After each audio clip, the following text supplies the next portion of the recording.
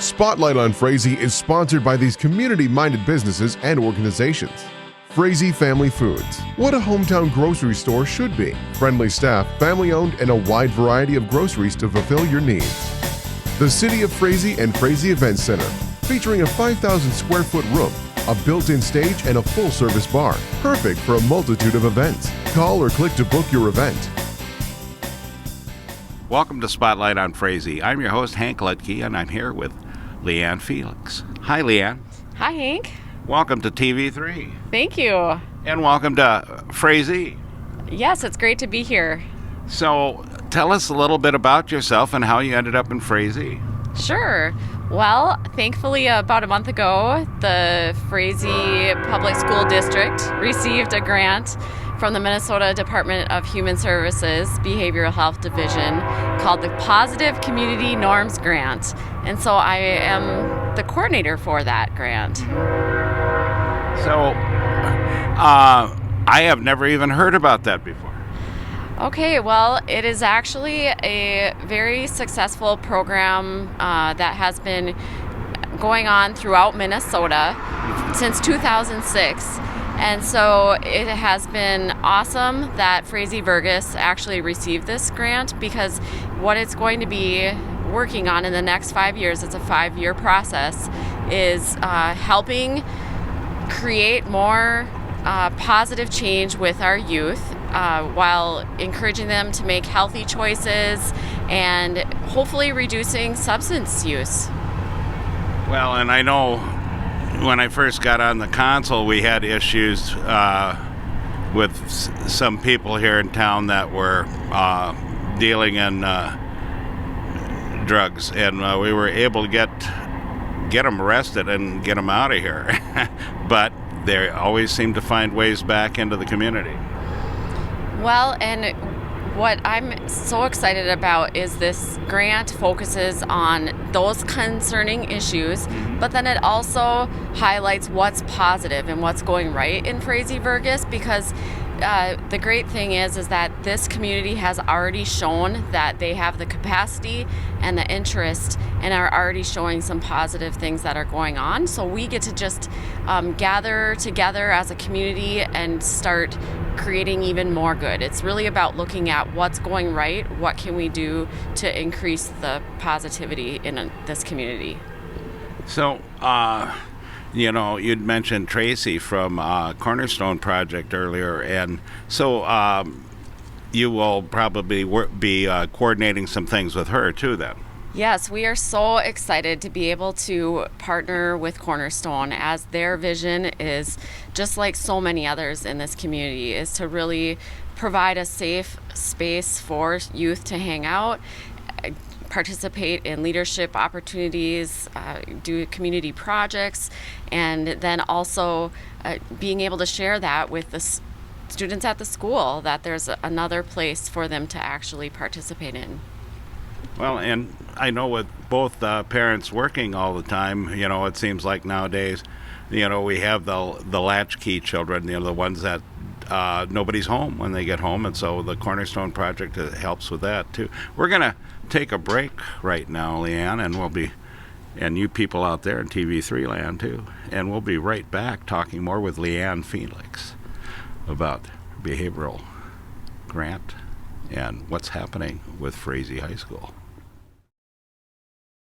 Welcome back to Spotlight on Frazee. I'm still here with LeeAnn Felix up here at the Frazee High School. And now, LeeAnn, you're talking about this being a 5-year project and that, and then looking at how we can get the kids involved and people in the community involved. But tell us a little bit about your background. Sure. Well, I have over 25 years working in community health, and I've always had a passion for helping people create a healthy lifestyle, and especially supporting parents and families to help their youth thrive. And I really just enjoy working with youth. I'm involved with my youth group at my church, and I have over the years worked in other schools and other communities with student youth groups. So it's really fun to see them, just make some new decisions that are positive and believe in themselves and that they have a voice and that they matter. And where did you go to school at? I can't believe that you've been doing it for 25 years. You fooled me. Well, thank you. I actually grew up in Grand Rapids, Minnesota, so that's where I'm from. That's where all my family is, and I currently live in Perm, which isn't too far away, and so I am very excited to get to know more about Frazee Vergus and starting to meet people. Well, that's great. And, you talk about, trying to get the community involved, too, and so tell us a little bit about your plans along that line. Sure. So this first year of the grant is really about planning and bringing together a community coalition. And what I mean by that is actually those who have a passion for helping youth make positive choices. Also, those who have an interest in making positive community change. So how can we work together to keep making this Frazee Vergus community awesome? And so anyone from different sectors of the community is what we're hoping that can actually take part in this coalition, as well as our student youth group. We're working on getting that together as well. Well, that should be interesting. It'd be interesting. Let us know for sure. When you're getting ready to put this together. And I know, like I told you during our break, that we have a meet and greet coming up the evening of October 7th down at the event center just down the block here. And so that'd be maybe a great time to bring this forward, because we're trying to figure out how to get more people involved in our service organizations and the community, and the people surrounding the area. And of course, we have one of the largest school districts in the area, and this is a perfect tie-in to that, as is Cornerstone. Yes, I would love to take part in that and be able to meet people and share the vision of what this work can do together, because really the solution is in the community.